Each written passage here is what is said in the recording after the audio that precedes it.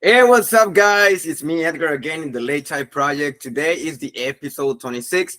We had just another episode with Beatriz from Brazil last night, and guess what? Today I have one of the biggest stand-up fighters I ever made in my life. One of my, thank God I have a good friendship with him. Um, he's Livingston McKenzie from US.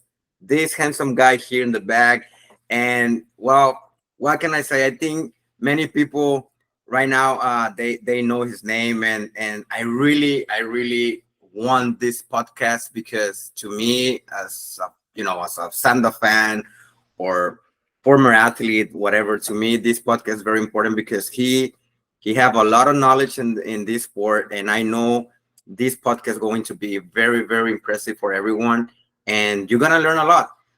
Livingston, thank you so much for taking the time to be here with us. And come on, man, this is gonna be your podcast, so let's start. Welcome, man.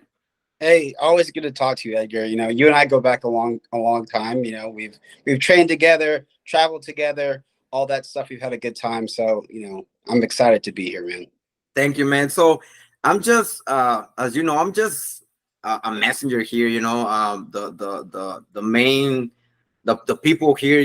They're around the world. They're watching you in YouTube. They're listening in Spotify. So your words of wisdom is going to be the key because, man, you have a lot of knowledge. We're gonna talk about your life, in this sport. Nothing personal, but can you please share with us how do you start? How old you right now, and how old when you started to practice this sport? Well, I'm 35 now, and I started probably when I was around maybe 19, 18, 19 years old. So, I it was just luck that I happened to meet one of Coach Lee's first students who brought me to the gym when I was in college. And ever since, the first day I stepped in, it was a rough first day for me, but I haven't left yet. Coach Lee is still my coach. I still travel down there to train, especially when we get ready for competitions. But yeah, that I've been doing this a long while. Yeah, man. Man, it's I think everyone here knows Coach Lee, and yeah. So you start training in Lubbock. You're from Lubbock? No, I'm actually from Dallas. My Oh, you're parents. from Dallas.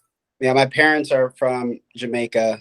So I was first generation born here. I went to college in Lubbock, and I always loved martial arts. I always wanted to train. And I started training immediately when I got there with just some friends that I had found. And as luck would have it, I was in our big rec area one day, Yeah. and I was going downstairs to jog or lift weights or something. And they used to have a heavy bag down there. And there's a stairwell that led down to that area. And all I heard was bam, bam, bam.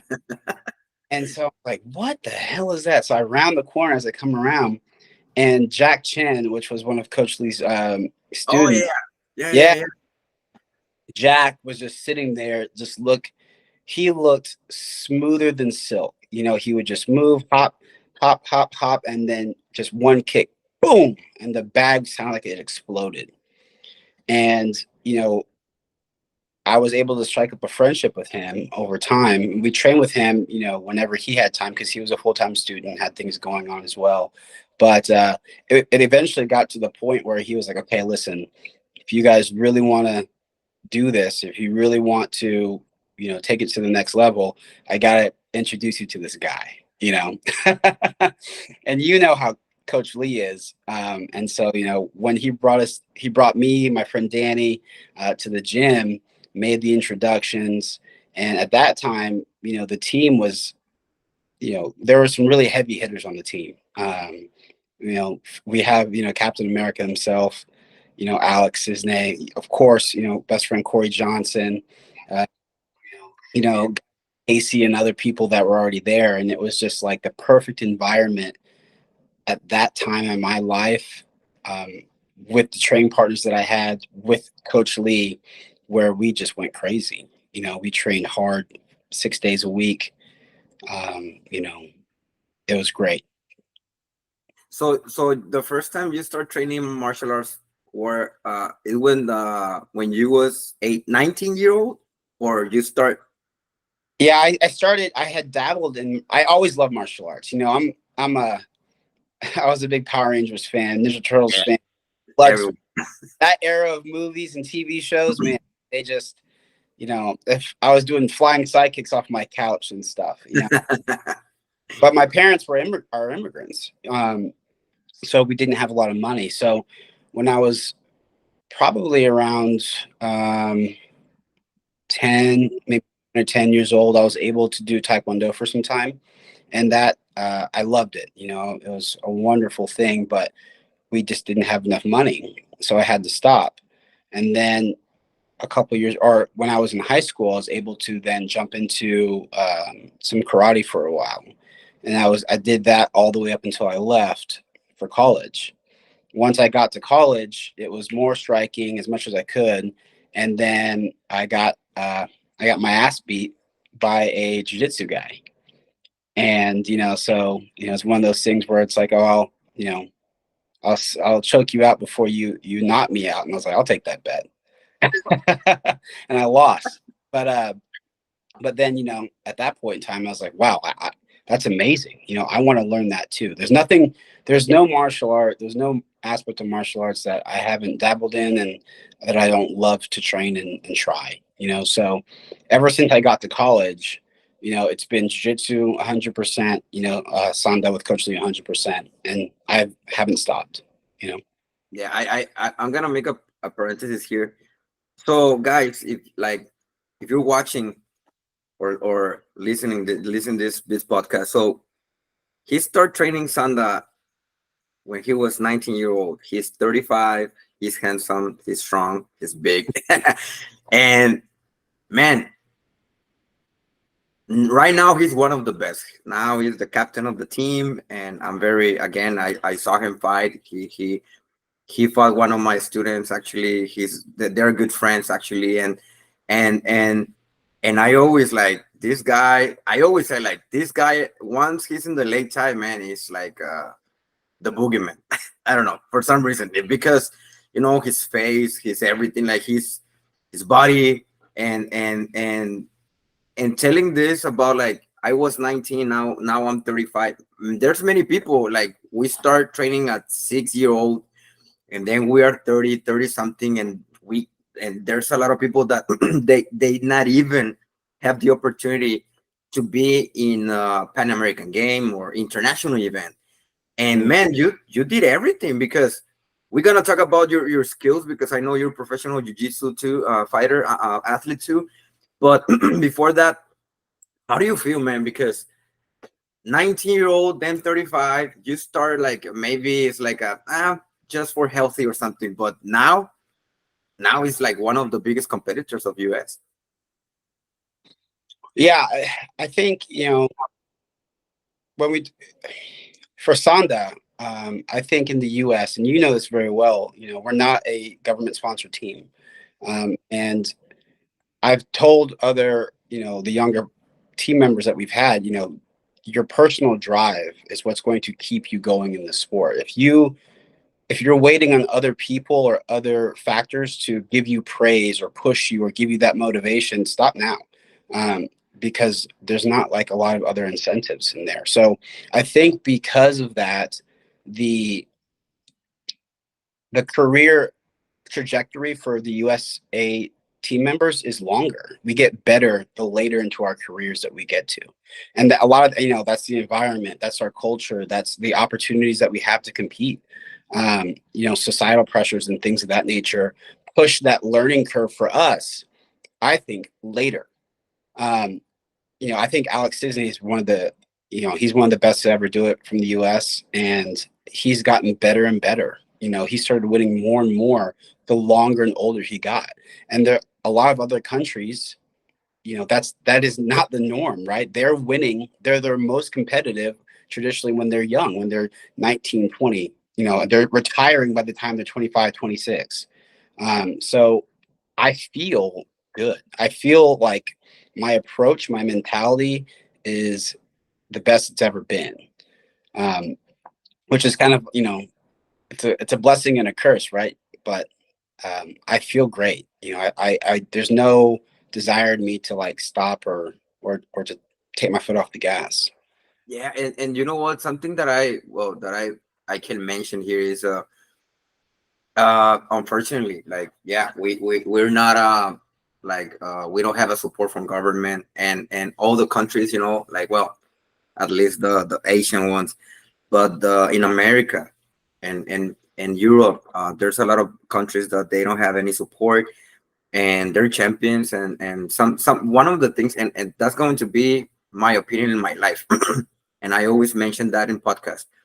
One of the key factors in my life is I really fall in love in this with this sport, and I knew from the beginning that my situation, my economy situation, is going to it was bad. Same, my parents. I born in Mexico, and my parents, they have a regular job. They they always working hard, to support the family, my sister, myself. But I think the mindset of a champion, of an athlete who wants to be better every day, as you said, it's about like just do it without thinking who is talking or what's gonna happen. If you really want to, you can do it. And what Livingston is telling us right now is that, it's like there's no challenge, at least you really want it, and because at the end support is going to be there. I know there's a lot of people sponsoring athletes, and sometimes we don't know that, and I think you know about that. Yeah, no, you're absolutely right. You have to. I Sometimes I call it like you have to become a slave to discipline. You have to really have that internal motivation to get up and do whatever goal that you set for yourself, whatever you want to achieve. You have to become disciplined in the things that you do in your life to do so, to reach that goal. I think specifically as to this sport, you know, there is no pot of gold. There is no money for winning gold medals or placing or anything of these things. You're not going to get a lot of adulation from, on social media or from, the public at large. So what is motivating you to do it? You have to find that reason to do it for yourself, to test yourself, whatever the drive may be, and then become disciplined to achieve that. No one's going to make you get out of bed. No one's going to, say, hey, you can quit your job and just do this full time and I'll take care of it. In America, you're going to have to juggle the societal pressures of what are you wasting your time doing this? Go get a real job, or, focus on your job, or go to school. Um, it's good to do all those things, but if you want to compete, if you want to kind of have and live this adventure, do something a bit out of the ordinary, you're going to have to become a slave to discipline and fit that training time in. When can I train? How can I train? It may not be with this specific rule set or the most ideal situation, but you have to make it work. And when you do that and you have good results, it satisfies itself. You feel good about it. Like, yeah, all that work, all that sacrifice, Yeah. going to work full time, going back, training as much as I can, dieting, doing the whole thing, doing that 5-6 days a week, twice a day, just to get that payoff at the end, because you did it for yourself, because you were internally motivated, because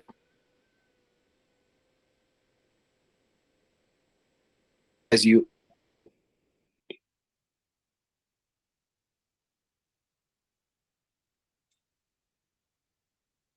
We're having connection problems.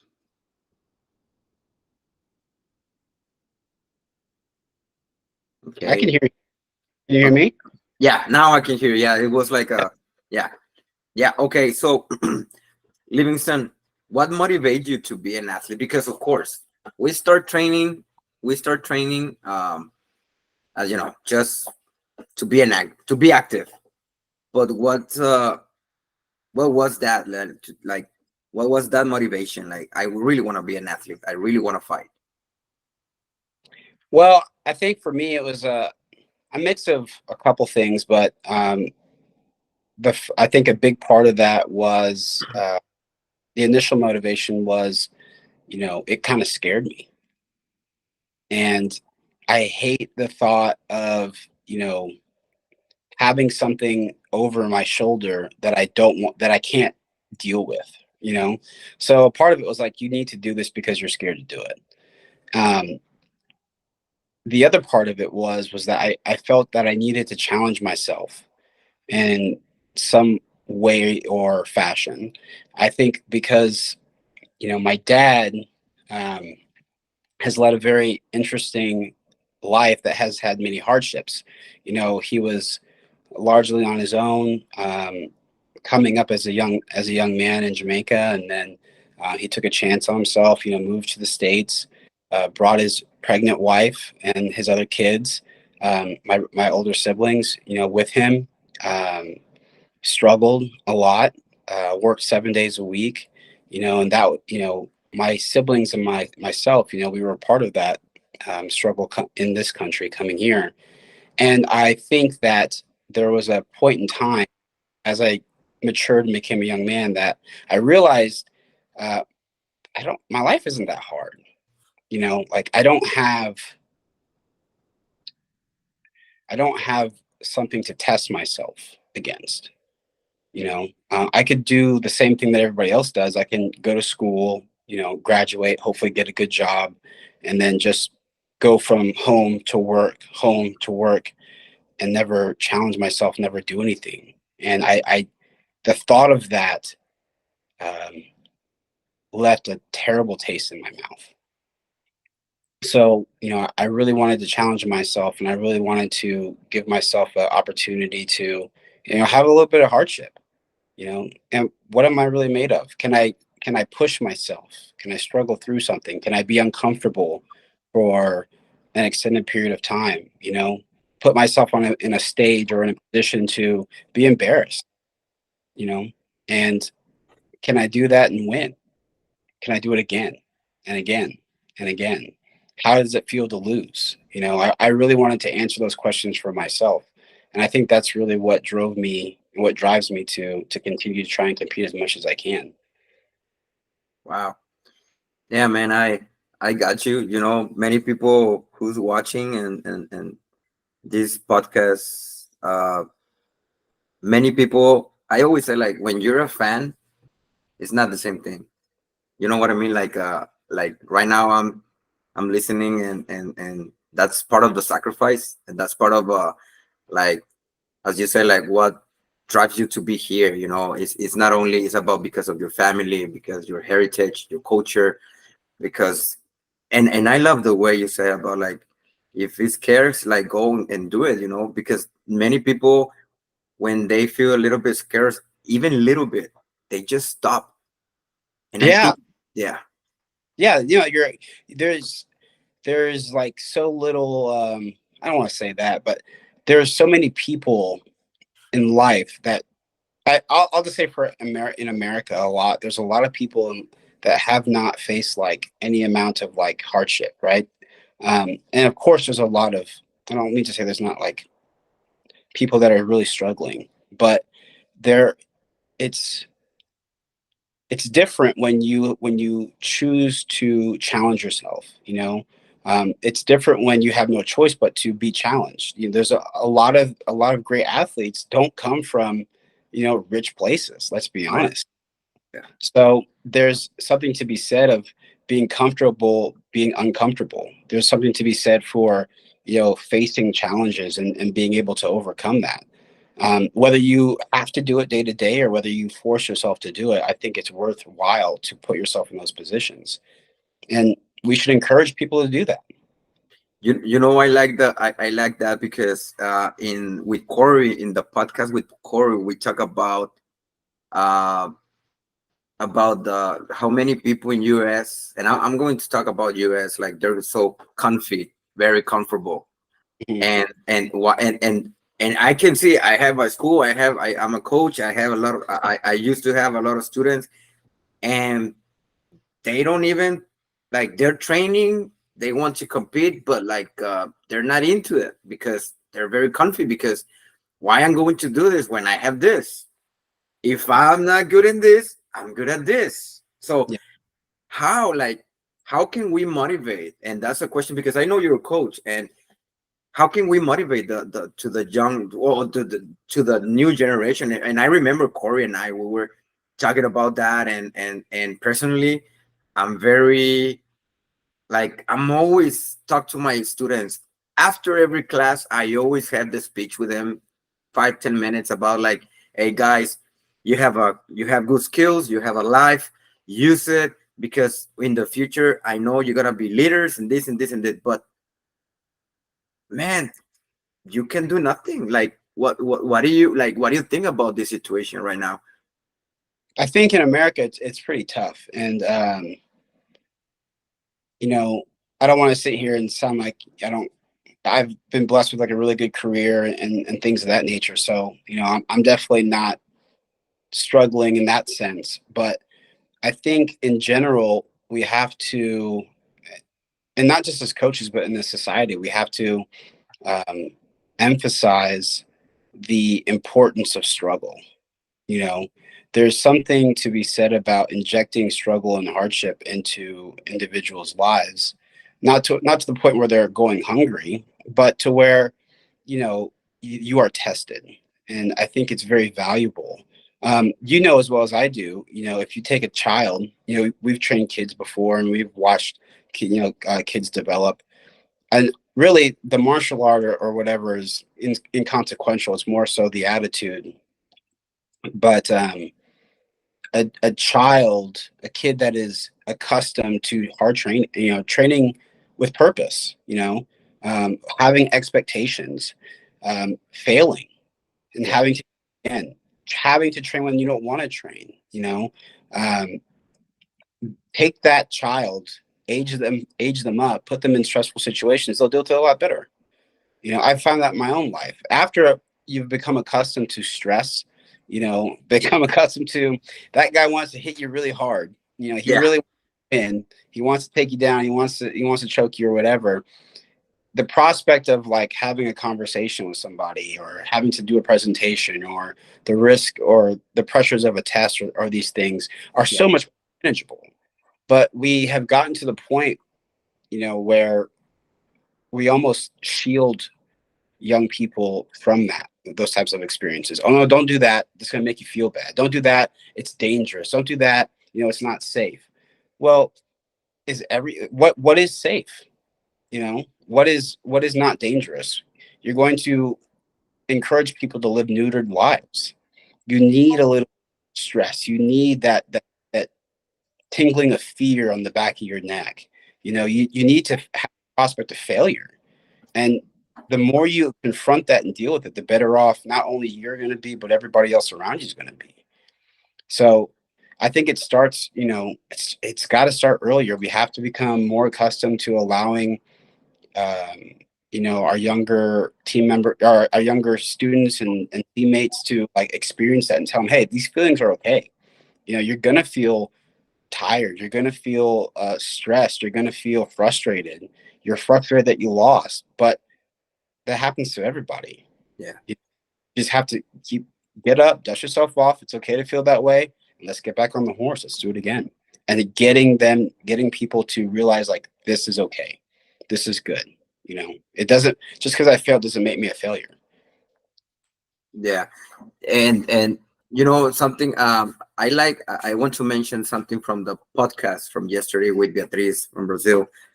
We were talking about a little bit of like a kind of the comfortable situation in the country, and sacrifice in the whole continent, I'm sorry.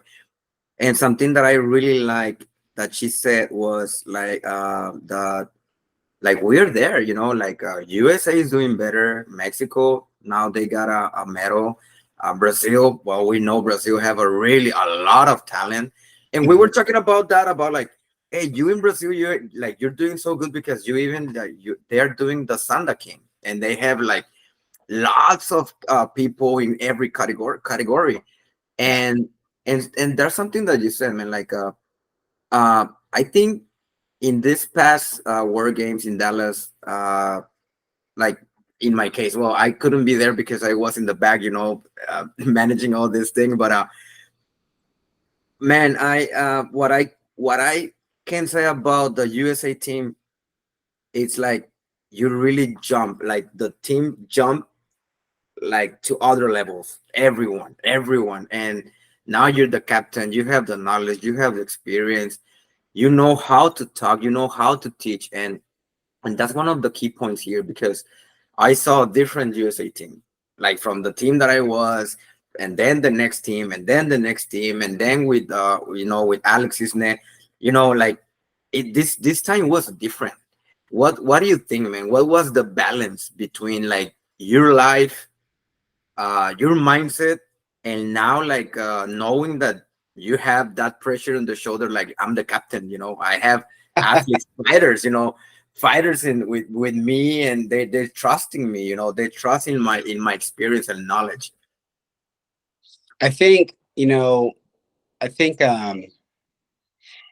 it's kind of hard. I felt like the USA team that went to Shanghai was very close to the quality of this team. Yeah.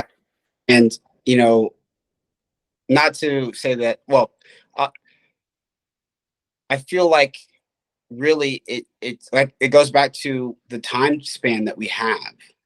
So, back to 2019, you had Alex Cisne, captain then, amazing competitor, amazing coach. You had myself, you had Bruce, you had some other members of the team, and that was a very experienced team, but it was a very hard tournament. And I think everything that we learned in that world, we were able to really apply it to this one. And when we get to the last worlds that we had in Dallas, you still had very experienced members of the team. So you still had myself, you still had Bruce. I've been doing this since I was 19, 20 or whatever. Bruce has been doing this for a very long time, since he got to this country. I think, when he was around 12 or 13. Yeah. You have Audrey. Audrey's been, I met Audrey, I think, when she was like single digits, but Audrey, but again, although she's young, right? Audrey's trained a long time. Yeah. Audrey's from a young age. She's very talented, very good. You have Vincent. Vincent also has competed in martial arts from a very young age. Yeah. We're talking about a person, both him and Audrey, I think for the whole team, that are very disciplined. They are slaves to discipline. They will put in the work. They will do whatever it takes. They're not waiting for someone to go and tell them that they need to run, they need to train, they need to eat right. Then you have Jaden. Jaden, I think, in my opinion, is the toughest SOB on the damn team.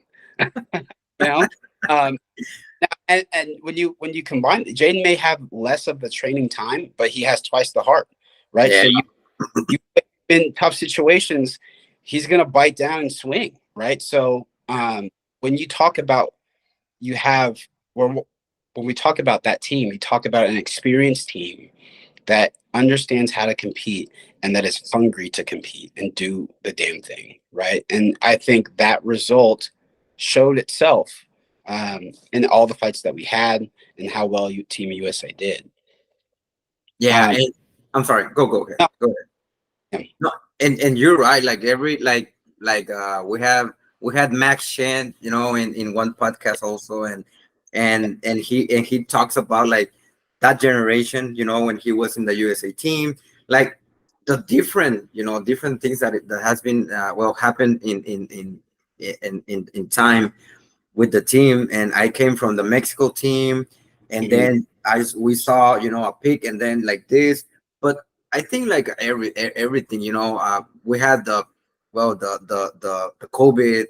Many people just got depressed. Many people, and I can tell you this, and let me tell you why. I reopened my school last year in July, and I had to close in December, bro, because people's not ready to go back. There's a lot of people, and I don't want to say like in general, but there's a lot of people that they still can't. Like, if you're a coach and like, hey, do this and that, oh, I feel bad. I'm like, I'm sorry. Don't talk to me like that. No, why you kicking me like, bro? You okay? So you training, okay? If you want to be active, fine. But at the end, it's discipline. It's martial art, man. I'm not going to treat you, not even to my little daughter who start training Sanda with me. It's like I'm not your father here. I'm your coach, and Mhm. I don't care, you know. And we can see that with Corey and and his daughter, you know. Oh yeah, yeah. Arya and Mason are, are beasts, and they're Man, what? yeah, they're the future, Yeah. and that's what we're talking about. Like, I think we are like right now. Well, in my case, I'm a retired athlete, and I still can spar with them. I still can kick, punch, this and that, doing everything. But my mission right now is to make champions. You know, to help them, to guide them. At the end, if they want to compete, good. If they don't want, but man, like as you say, like this time the USA team, like they show, I think a lot of heart and the pressure because like, hey, we are US. You know Yeah. what Yeah. happens, Livingston? What happens like during the camp? If you don't want to mention, if you want to mention, like what happened as a team, man? Like you have Coach Lee there, you have Bruce, you have Corey. Yeah. Well, Corey right now is the coach. So what happens in that camp before the war games? Well, so the USA team is a split up team. We don't have, although United Martial Arts in Lubbock is the head training center. We don't all live in Lubbock, right? So we're a scattered team. So Vincent is training up at his gym. I'm in Oklahoma. I'm training at my gym, bouncing around here, and then you have other members in Texas doing their thing. So we knew the World Championships were coming, and we knew like, okay, this is this is good for us. This is We don't have to travel. We don't have to worry about cutting weight in a place that we don't know, foreign food. So already the pressure and expectation was kind of on us, um, and we started that training, the months for training, with the knowledge that we were going to do as much as we could by ourselves, and then schedule time to go and train, together as a team. And in between those times, Bruce and Corey would be telling me what trainings are going on, what I need to focus on. I try and send Coach Lee sparring videos, to make sure that he could look at them and critique me and make sure, to make some changes. But really, a lot of the magic happened when we were all together, because if we had 5 days to get together, we knew that we were going to be training very hard those 5 days when we were all there and we could push each other together as a team. And so it was a big push. We had Coach Lee, we had Corey that were really um, pushing us. Once or twice a day, maybe sometimes three training sessions a day, um, to really get better. There was a lot of hard practices. There was there was a lot of shit talk, you know, between team members. For me in my role, kind of as the captain, I had to try and hold people accountable. That's not going to cut it for this tournament. You got to do more. You need to refocus your energy over here. Trying to make sure that while we're apart, we all have that same goal and mindset. We need to be at our best come this event. So we really we did as much as we could apart, and then when we were together, the team cohesion, the spirit, everything just built. By the time we got to Dallas, we were humming. We were ready to go together as one. And everybody was pushing everyone else. We all wanted each other to win. We all wanted to make sure that come, come your time on the Lei Tai, come when they call your name and it's your turn to go, you felt ready. You were warm, you made weight easy, and you were ready to compete and show off. And I think we did that, even in the fights that we lost. Um, Jaden looked great. Audrey looked great. Vincent had a hell of a fight. Bruce did great.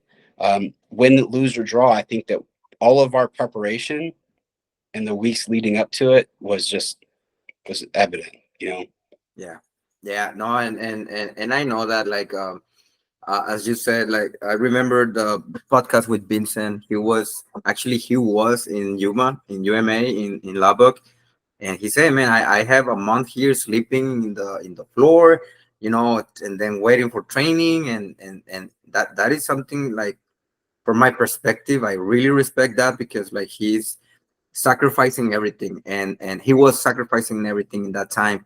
And then you too, you have to travel, like you're in Oklahoma training with your team. I know you have a big team. Actually, that's another thing that you have. Like in the way that you can spar with different weights, and Mhm. then you came back to Lubbock, and that's something that I really like this time because, as you said, like everything was here in US, so you have the opportunity to travel and train together, and then go back to Dallas and get ready. And in my opinion, I was, every day I was talking to Corey and Coach Lee and all the preparations and everything. You know that, you know what I'm talking about.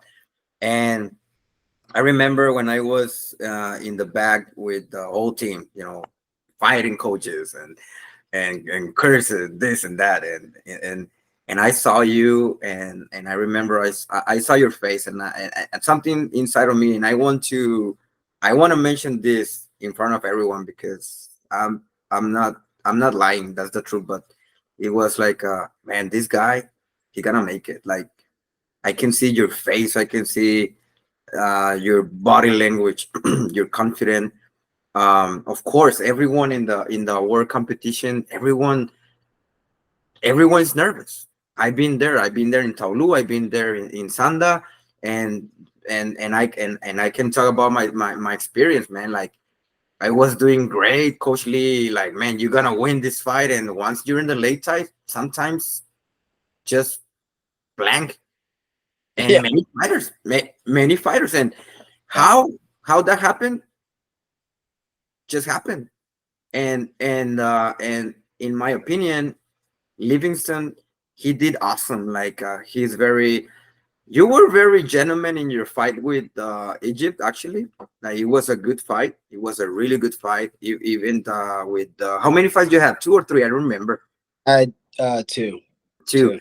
Yeah, and then your second fight, like with George from Lebanon, it was even, man. Like it was a really good fight, close fight, and man, everything can happen. And this is not about. And I want to mention this because there's many people outside, outside, like keyboard warriors. Uh, Everyone knows everything. yeah. Everyone knows how to kick. Everyone knows how to fight Sanda. Everyone knows how to fight MMA. Everyone knows everything until you get a punch in your face. Yeah. And and man, this time you fight in 90 kilograms, right? Yeah. Yeah. It, it's a tough, it's a tough category, man. What was your expectation? Because before you was in 85, right? If I'm not wrong, Yep. Yep. what My was your expectation? well, I spent most of my career at 85. That was the spot that I inherited when I got onto the team. So when my seniors on the team, retired, I was able to claim that team spot and hold it for as long as I did. But at the end, there was a conversation that I had with Coach Lee, and he was like, maybe we go up. I think Bruce also at that time was starting to kind of get a bit bigger. So Bruce could make 85, and I was a little worried about the height. But at that age, at that time, I think my body just wasn't able to hold 85 anymore. So we made the decision that I'll go up and try 90. And nationals was kind of like a dry run for me at 90. Um, and I felt pretty good. And I realized, I can be fast here. I think I'll have a good speed advantage. I may be a little short, but I think I'm strong enough, and I'm fast enough, and I can compete. I'm ready to compete. Of course, you, bro. Of course, you're strong, man. You can see those guns. Come on, man. you know, I you the pictures look good, but one thing, from in my fight with George, he surprised me. George used to be 85, right? And I thought that he was going to stay at 85. Uh, but Yeah, man. he surprised me because he felt bigger on the Lei Tai than I thought he would. He was wider than I thought he would. Yeah. And just talking to him, he's a great guy.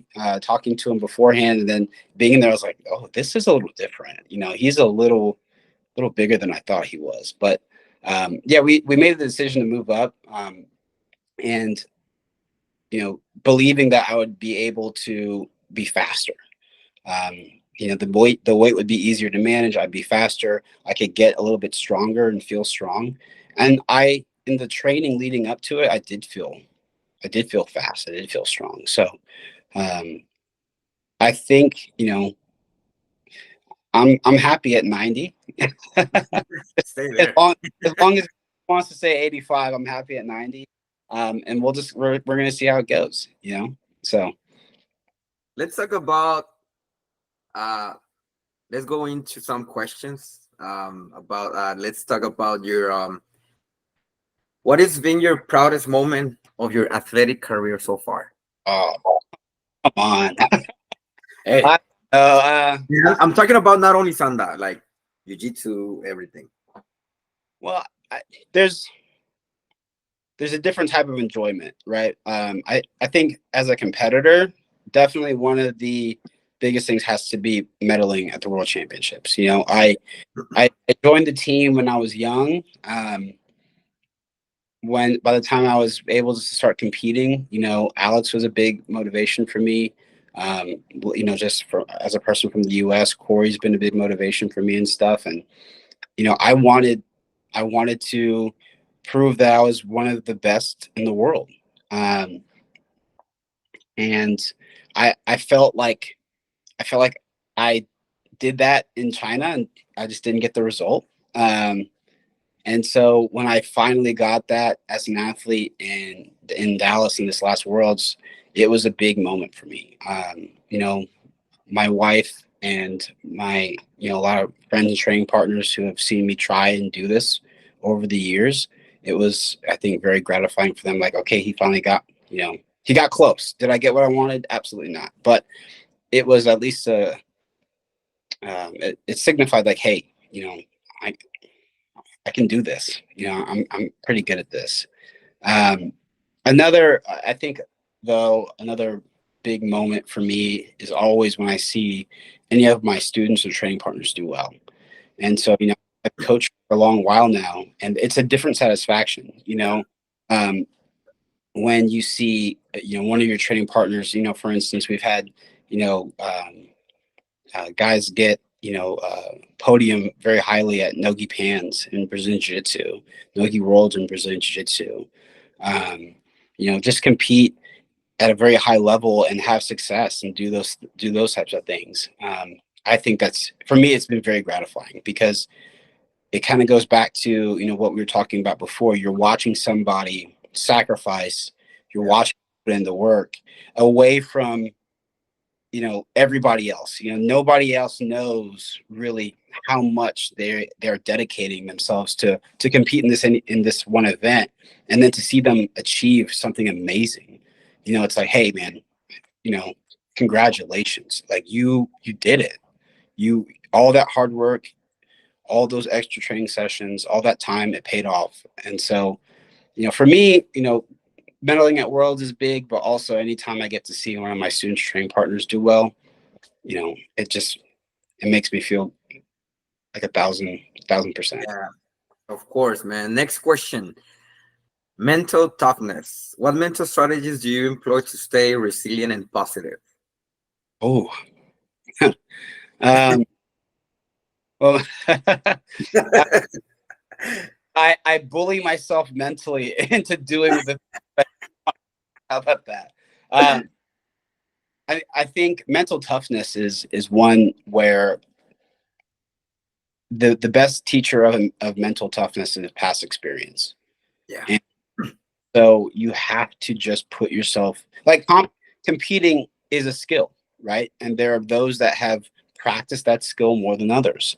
And I think when you practice that skill over and over and over again, you start to gain that comfort in those scenarios, and that's in that space. So mental toughness is knowing that you did the work before, having the confidence in your skills of what you can do, and knowing that win, lose, or draw, like you've done everything you possibly can for this moment. Um, and not allowing, the bright lights, the people, moment to get to you. How do you The only way I think that you can really do that is being disciplined in your approach and putting yourself in those positions where you have to do it. You have to get up there, you have to compete, you have to show your skills. And over time, you will become mentally tough. You can't, there's no book, there's no podcast, there's no that once you read it, watch it, listen to it a couple times, you're gonna be like, yeah, I'm mentally tough. I can do anything. There's always going to be a seed of doubt. There's always going to be, I wish I had more time. I wish I did this more. I wish I did that more. He's really tough. He looks really strong. I'm a little injured. I don't feel great today. But all those past experiences, like you remember that last fight where you felt the same way, and the one before that, the other one where you were scared and you won anyways. This is the same thing. It's the same thing now as it was then. Put that out of your mind. Let's go do it. That's the only way you get mentally tough, man. There's Yeah. no other shortcut to it. Yeah, and I think I want to add something to that. Injuries. Um, I think we as an athletes, have been in that situation. I remember. I'm going to talk about my time in the Sanda team when we went to Costa Rica, and I was in 65 kilograms. I I was training good. My camp was good. Um, and unfortunately, I had a broken foot, and Yep. I traveled like that. And I remember when we were in the Lei Tai, and Coach Lee started like help me to warm up, and this is the first time I'm gonna mention, but and he asked me like, hey, "Are you okay?" Like I can kick with the right foot. I go, why? Like I I have a broken foot, in the top. Yeah, yeah. Because I kick in the knee of one of my sparring partners, and he was like, "Are you?" I'm sorry for the words, gonna gotta do. Are you fucking crazy? Are you out of your fucking mind, Edgar? And like, coach, I'm here, coach. I want to do this, and I want to prove like I can. And he really support me a lot. Actually, Cisne support me a lot again. Why? Because he saw me like I was suffering, and he was like, "Hey, come on, man! It's a competition. It's something about your mindset. You're here." But unfortunately, for some uh, political things with between the Mexico team, because I was in the Mexico team before, they don't allow me to fight. I think that was the biggest challenge, and no, not challenge, but it was really depressed because, like, even though I sacrificed a lot, my family, work, everything, and I was there, and I know, like, when you are there and you have injuries and you have to go and prove yourself, because there's no enemy to me. The only enemy is yourself. Yeah, I absolutely. don't You're know what always you think about that. yourself.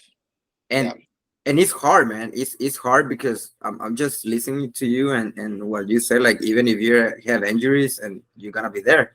The last fight I had was with one of your students, and I went with my ankle. I had a sprained ankle, actually, and of course it's not an exception. It's like, I want to be there. I fought good. He won. He's a really good guy. We made a good friendship, and but man, things happen, and that it doesn't, for many athletes, and I'm talking about in general, because there's many people uh who stop training or something just because they had an injury in the finger. You know what I Yeah. mean? Yeah. Yeah. Yeah. And I No. think you relate, right? Yeah. I mean, there was I think for a year and a half, 2 years, I couldn't kick well with my right foot. Um, it got really bad. I had to start getting injections in there for a while. I think I fought at least two nationals that way, Yeah. and I'm glad that Coach Lee was nice to you, because he was not nice to me when I told him the same thing. Uh, Well, I can oh, tell yeah, I can tell you, not here, right? But yeah, yeah, yeah, yeah, yeah. all the things that he said. But okay. Well, but same thing. Training for Shanghai, right?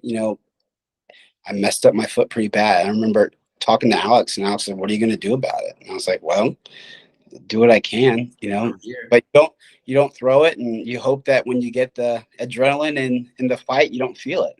You know, Yeah. Yeah. I hurt my left hand before this Worlds. I spent half the year not using my left hand. When Audrey and Jaden came to Oklahoma to train with me before, I would wrap it up to where it wouldn't get injured, and I would do all my sparring with one hand. You know, um, and then as soon as I could get it off, I was able to start using it maybe 6 weeks or so before Worlds. Um, so I started training with it again as much as I could, and then you hope that you don't hurt yourself again in the fight. And this sport is tough because it's a tournament. If you have, especially in those lighter weight classes, 65, 70, Oh yeah. 580, you're not gonna fight twice. You're gonna fight 4 times, maybe more. Yeah. So sometimes the guy that wins the tournament isn't the quote unquote best. It's the guy that makes it through without a blown shin, a messed up hand, a hurt knee. You Yeah. know how it is. Everybody starts off the tournament, no wraps, no tape, no ice or anything, and then the next day the winners are looking kind of ragged, and then the next day after that, the guys are putting ice, to warm up. They're wrapping their shin, they're taping their ankle. It's a Do tough you thing. do you remember in Shanghai? I don't know if you. I don't know, but I saw that there was a lightweight. I don't know if Kyrgyzstan. I don't remember the country, Mhm. but he was with a purple eye. He was like he Yeah, fought like 3 days straight with a purple eye. Do you remember that? yeah. He in the warm up here, because the med check, right? They're gonna med check you, Yeah. and he would hit mitts in the back. They had a beautiful warm up area in Shanghai. You Oh remember? yeah. It was super super nice. And then he would leave. You remember the tents down the Yeah. way? He Hmm. would leave, and there was that grassy, like not grass area, that open area. He would go back there after his heart rate got up and get ice and put it on his face to try Man, and rolling back down, and then just rinse and repeat until he was ready to go. but man, like just like I think it's we can compare the cultural mindset because I think it's that I think the cultural mindset like about like those countries with these countries with those countries. Mhm. I really I remember I when we don't understand each other, but the sign language, the Yeah, universal language, and hey man, I respect you. Like man, I remember the last fight he was like no like close, completely close, and he was crying because he lost. I think it was the one before the to get gold medal. At the okay. end, he was in the top three, but man, of course, man, he was fighting with that eye like that, and the resilient, Yeah, the yeah, mind, yeah. that's incredible, and that's why this podcast is very important to me because you have experience, a lot of experience. I have that experience about to be there and coaching and an athlete and that, and and and and we can talk about that because there's many new generation right now who's watching you in this podcast, and I think the way you're explaining and the way you're saying the about the resilient, about the mindset, about the sacrifice, about you need to like you have a regular life working, studying, training 6 days a week, you're married actually, and like those kind of things many people if there are like many people who are single right now and young and comfortable, they not even know, man. Like it's really hard. That's why the next question is about like how do you balance your life? Oh man. Well, I'll answer that, but I do want to point out one thing in this sport. You kind of reminded me of it when you talk about being resilient and the turn. Athletes that go through this tournament. One of the hardest things about the sport that we do is that the tournament format. It's not a points tournament. There's points, but knockouts still apply. But Yeah. the the ability to reset your emotions and be hungry every single day, maybe twice a day. You have to fight 2 times, morning session, evening session. That is super hard. Yeah.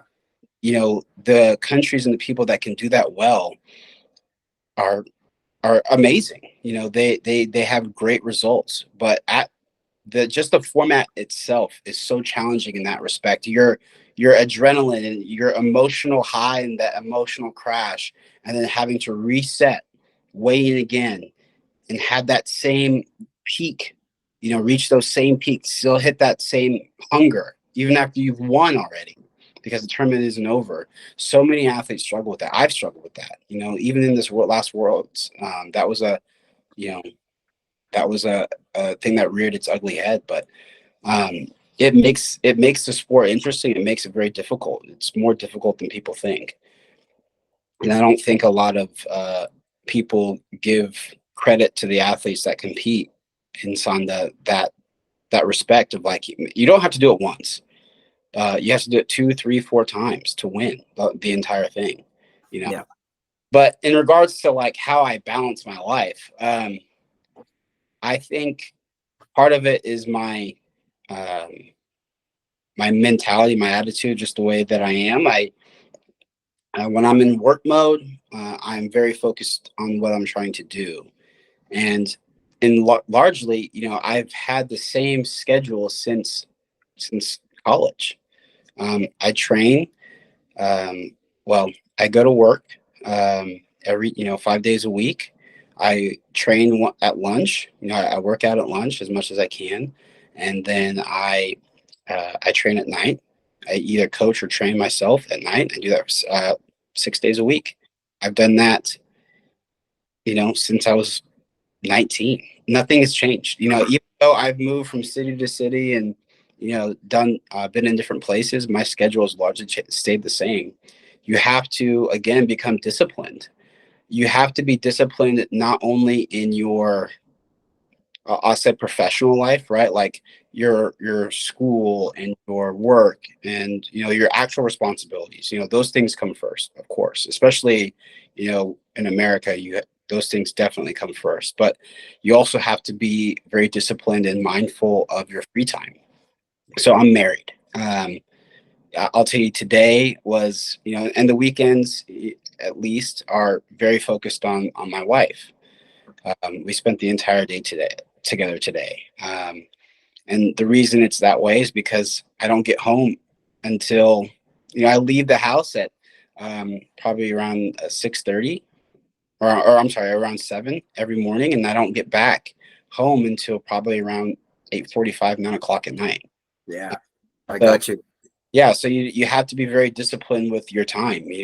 There are certain times of the week that I spend solely with her. There are other times of the week where, especially if we have a tournament coming up or there's an event I need to get ready for, I'm training. And my wife is very supportive. Yeah. She's I never, yeah, I get them used to it early, right? man, honestly, I want to mention that, like, with all respect, um, she's so. I think she's your biggest fan. Like, I know her. She's so good. She's so awesome.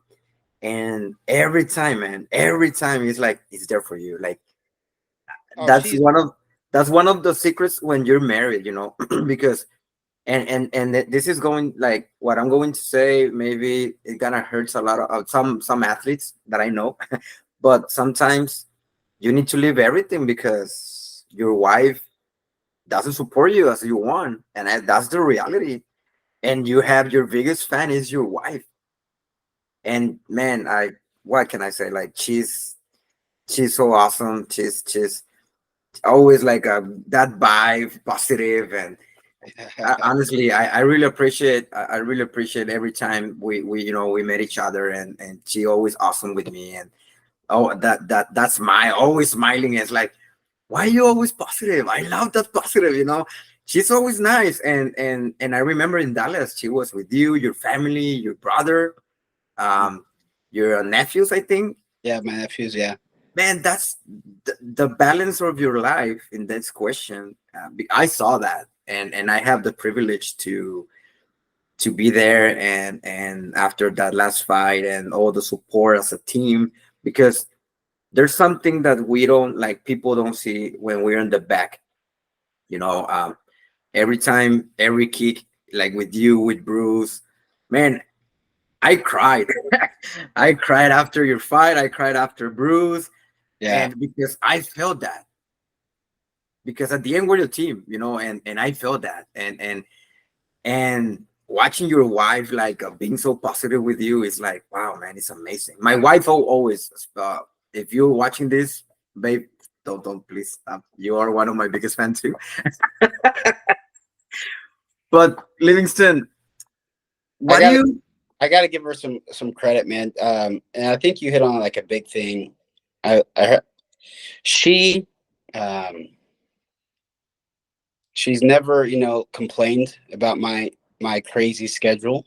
It really, any athlete, any sport, anything, anytime that a person is trying to like challenge themselves to do something amazing, the support network behind them is so important. Um, so she's always been a great like booster. When I've come in, especially training for Worlds, we were training for months, trying to get ready, and I'd come in super tired, grumpy, and she would just be, like, this is what you want, this is the goal, and we're gonna accomplish it. Yeah. Your about your main team member, you know. And so you just have to, if you don't have one of those, I feel sorry for you. Yeah, yeah. No, it's very hard. It's very hard, and no matter which country you are, and no matter what kind of job you have, if you don't have that support in your house, in your home, it's not gonna be the same thing. That's for sure, bro. So the next questions, role models. You have any role model in your life? Oh yeah, I mean, different role models for different things. Obviously, I have amazing parents. Like I am so blessed to have really strong and positive parents. My father's um, my my father has taught me what a responsible man is supposed to be like. Um, my mother has instilled in me qualities of love and respect, and all those types of things. She's a wonderfully kind person, um, a very faithful person. So I've had great life role models in that respect from my parents. Um, Athletically, I've had amazing coaches. For a guy that just loved martial arts and just wanted to train, I've had amazing coaches that, you know, have poured themselves into me and paid me a lot of attention, um, and have become amazing role models. Obviously, um, Coach Lee showed me what training hard really means. What is hard training look like? Um, what is that look like? How do you do that? How do you respond? Having a strong coach that doesn't care how you feel. Some days, he's just going to, like, this is what we're doing. This is the job that we have to do. The result, we know the result that we want. This is the work that we're going to put in, and holding you to that high standard was something that I really needed. Um, I've had great training partners. Matt Grice has always been a person for me that has helped me a lot with my wrestling. providing me a place to train, having great teammates and sparring partners, James Head and others. They've all been just, I've been really lucky to have really great role models. It'd be disrespectful of me not to mention Alex Sisney as a big role model. I think Alex, when I was younger, was the first. Obviously, he was team captain for the longest time. So, in that respect, like Alex was the first person that I saw taking the Sanda skill set and winning with it wherever he went. Right. So it wasn't like this little thing that we did. It was this thing that he's using to beat up everybody, which was super cool, and validating, right? Like I knew how good this was. Obviously all my training partners were really good. We competed against other styles and schools and we did well, but no one really knew. I think Alex is one of the first people that like put that skill set on notice. But more so than that, Alex helped show me like discipline in your everyday life leading to great results afterwards, right? Alex is a man, I think, I don't think it'd be out of turn to say like he's a creature of habit, right? He does the same thing every day. He's very disciplined with his time. Because he's very disciplined with his time and his training, he's had great results. And I think, kind of circling back around, Alex is probably the most confident person I've seen compete. Alex believes in himself. Alex will beat you. There's not like a question. Alex goes out there and tries every single time. And seeing a guy, and I was young, seeing a guy that was so confident and believed in himself and put it all out there, really like showed me how to compete. He was instrumental in doing that because he had so much more experience on the team. There was a big gulf between Alex and everybody else, skill wise and experience wise. And so we got front row seats to see how really a professional treats themselves and conducts themselves in preparation and leading up to a competition. And that was just, massive for me, absolutely massive. So, I have a lot of people that I've been able to steal from and be around that have been just absolutely instrumental in any small successes that I've had. So, Wow. Yeah, Alex, I remember when I met him, it was in the 2009 in Canada. And wow, he was the RoboCop. I remember he was like big and wow, like amazing discipline, really nice guy. He speaks Spanish also, yeah. and like we arrived at the same time in the airport in Canada, and we start, talking and awesome, very humble guy, very nice, and yeah, I think that that's one of the things. I also he's a really a role model for everyone in US because he did well. Actually, their students, there's Paris and more Gabby and others. Like he really he's a factory of champions actually because that mindset he have. Um, I remember in Shanghai when he won, everyone in the team when he got the medal and when he fought China, like he got a really tough fight and his mindset was crazy. The other question, bro. But I gotta give you a funny story about Alex. So we were in Shanghai, and I was hurt that I had lost, right? But Alex was up for his next fight, and I was trying to like pump him up or whatever, right? So it's the area right before you walk out to the uh, and talking about like Alex's mindset, right? So that was, I think Alex already had the bronze in the bag, right? So he had won that fight. He was guaranteed bronze. And so he's trying to fight his way into the final. And I had said to him, I was trying to be nice, and I said to him, like, just one more, you got this. And Alex is kind of bouncing around, kind of shadow boxing, and he turned to me, he goes, two more. Right. And the look that he gave me is like, no. Like, this isn't good enough. The next one, like, I'm going to beat this guy, and then I'm going to go beat the next guy, and I'm going to win the whole damn thing. And I remember thinking, oh shit, like, I kind of, Yeah, exactly. right. Yeah, But when you talk about a guy that's focused and has a strong mentality, right? He wasn't overlooking his opponent by any means, but he was saying, like, I'm going to win, right? Like, this isn't the last fight. This is the fight before the last fight. And I think he fought, man, it was a tough country. It wasn't Iran, maybe. No, it was, it's I think the white guy, the oh man, man, I can't remember. It was a tough country. yeah, It was yeah, it was a very tough country. And he was like, no. Like, this, there's more to come, right? So, like, it's just a testament to how he is. He was a competitor that believed in his preparation, believed in himself, and expected for himself to go out there and compete and win.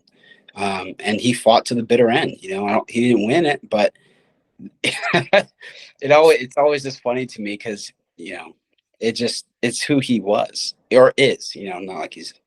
It's who he is. It's how he. It's the role model that Team USA needed. no, yeah, no, and man, I was there, and I have a picture. Actually, I have a picture with before when he was in the mirror in the court in the corridor. I don't. Yeah, yeah, yeah, Yeah, yeah, yeah. Yeah. yeah, and you are there with him, and he's like this, like very focused, like Yeah. nobody talk to me. I don't give a f, nothing, just like focus. And you was like this, and Coachley like trying to say something, and he's like, I don't care, like that Yeah, picture, man. That yeah, picture says a lot about about what you said. And that is something that everyone needs, in as you said, like a role model, mhm. because he showed, like, well, in my opinion, in my case, he showed me about, like, hey, age doesn't matter, because he was 39 or 40, no? Yeah. He had already aged out once, and then Yeah, they moved up, and he jumped right back in. I know. Yeah, it's like, let's do it. And man, like, well, this is your podcast, but yeah, I understand that Alex did a lot, and he's a really good role model for everyone. And I wish the best for him too. But the next question for you, it's, what is your future goal? Because this year's going to be your year, brother. Oh man, I'm very, very focused on the World Cup. I want really, really bad. Um, I'm looking to stay active throughout the year, so as much as I can, I'm going to compete. Um, but I, although I'm happy with, I am pleased that I was able to get a bronze medal. I don't think I showed everything that I was capable of at World, you know, um, and I'm excited to go to Australia and fight, the top guys again. I want, a fight with George again. I really want to fight with George again. I really want to fight with Canada. I want those matchups. And I am I am very, very focused on that. And you're gonna do well, man. Like, Yeah, yeah. oh man, like, I have a lot of I'm things to I'm say. I, Not now. I'm excited. The thought of it. I'm so excited for that. So you have nationals, we have Pan Am's in San Francisco again, this in US, and Mhm. then we have the World Cup. So, man, whatever, like, um anything, as you say, like, you're trying to be active, and you have to, of course, you have to. But I know now you have your goals. I know you have your strategy. I know you learn. I always said this, like, no matter if you win or lose, if you lose, like, you're really winning experience. That's all. If you win, you win experience, like at the end. So I know you have your strategies, and I know you're gonna have, or you're having, tough camp, because I remember Coach Lee told me once, like, if you go into the World Games, you need to be like, you need to start training for like 1 year ago, like 1 year, like, before. Yeah, yeah. And that's true. Like, of course, we have nationals, this and that, but your goal is there, and you know you're gonna win, and that's about confidence. There's another goal in your life right now. Well, I'm always trying to, you know, I have small goals. I've accomplished a good amount of them. I went back to school. I got my master's a year and a half or so ago. Um, I think my previous goal was really focus on the worlds. So we went through that goal. Um, right now, it's more so. My life is kind of split between like professional goals and athletic goals. And this year for me, it's kind of like a resetting year. I've kind of taken my foot off the gas a little bit. I'm trying to come up for air and look around and see kind of what do I want to do. You know, so professionally, I'm still trying to figure that out. But athletically, I want to. Um, I want to solidify, you know, and show how good I am. Now Pan Am's, if it doesn't conflict too closely with the World Cup, um, but yeah, I just want to have a really good run this year.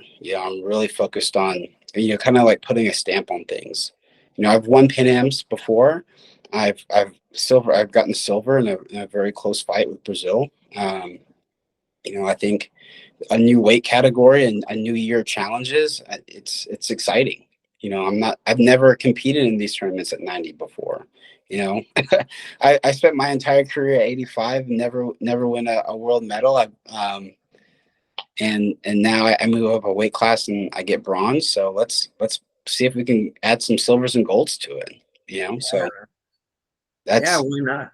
that's what gets me excited right now is thinking about that. Before we finish, man, I want to add something to this podcast. That's something personal. Um, I really want to thank you, because last year I tried again to go back, and that injury stopped me with my friend Bruce, my rib things, But and you always there supporting me, and that means a lot for me, for my family, my son, my daughter, because to me it's like, hey, there's a team, there is someone who cares about you. It's not only like I don't give a f. You really support me a lot. I really appreciate. You help me a lot. I learn from you too, and man, you're an amazing guy, man. Like, uh not only competitive but as a person, you're a really cool guy. I know many people who's with you and in the team. If you are one of the students, you have one of the best coaches, and that is a privilege to training with him, because in my position, being there in that camp last year, trying to go back, and even with my injury and everything, he always support me. And I want to thank you, bro, because maybe I didn't mention before I leave, but I want to do it here. Thank you, man. Thank you, because you really helped me a lot and you motivate me a lot. I'm not going to lie you. When I was driving back to Laredo, I was crying because my ribs was they were killing me. It was really, really painful. But I always remember those words, and like, hey man, you still have it. Come on, if you want to do it. You're not old, this and that, and I'm always, man, and I appreciate your words, because that really motivate me. Oh, absolutely, man. We're a team, and everybody team just team does not just mean those who compete. It takes a lot more than just competitors to make a team.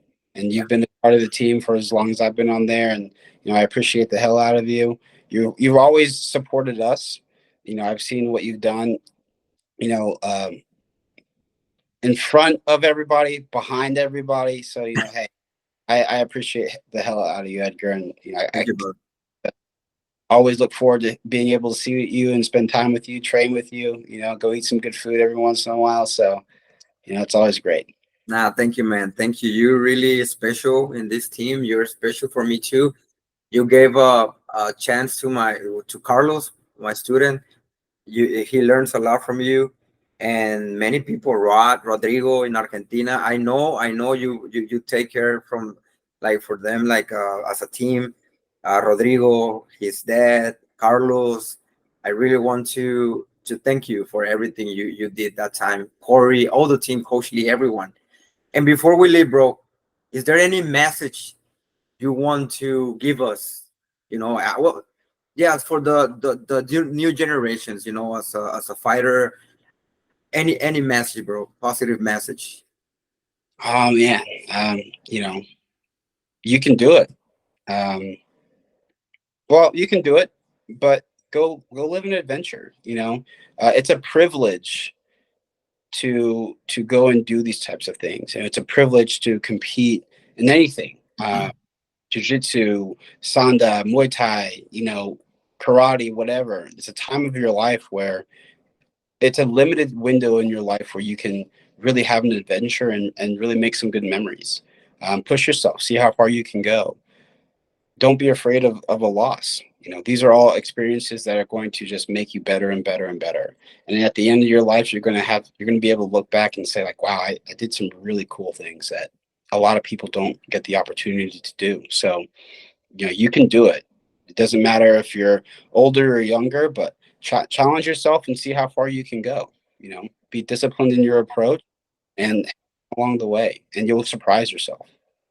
Yeah, man. Thank you so much, man. This podcast, as like every podcast, I learn from everyone, and I really appreciate that you're here, because it's not about me. It's about people. It's about like Sanda fans. It's about like those generations who's watching this video about like one day they going to mention your name, like, oh, I want to be like him. Oh, his story helped me to motivate me. His story helped me to be better. Your words. And thank you, man. Thank you a lot. Many people know like I'm not doing this, I'm not monetize this, of course. I'm doing this because I love it. My wife, my family, my children are there, and they know I have this time for you guys, and they respect that. And thank you, man. Thank you. It was an amazing podcast.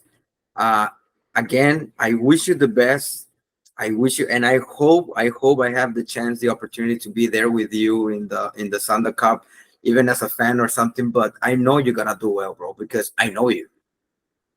Come on, man, let's go to Australia. Let's go. I hope so. It's gonna be November. No, No, I think so. Yeah, November. Yeah. no, something. Yeah.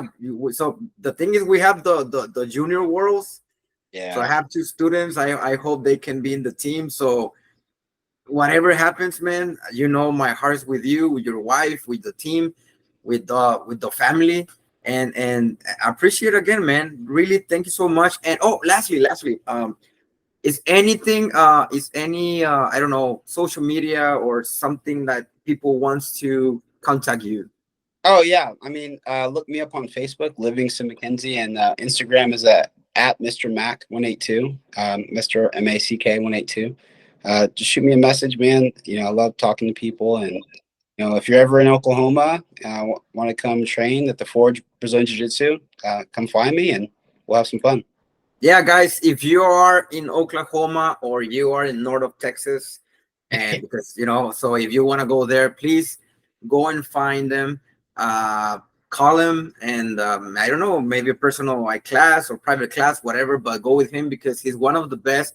And honestly, guys, honestly, he can help you a lot. And I'm talking, I'm in the bottom of my heart.